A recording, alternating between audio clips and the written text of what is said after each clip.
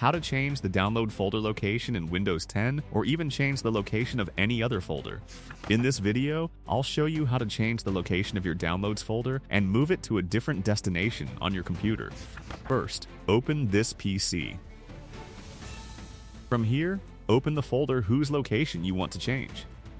For example, if you want to change the location of your downloads folder, right-click on the folder and select Properties. In the Properties window, go to the Location tab. Here, click on Move, and a new window will appear. Now, select the destination where you want to move your downloads folder.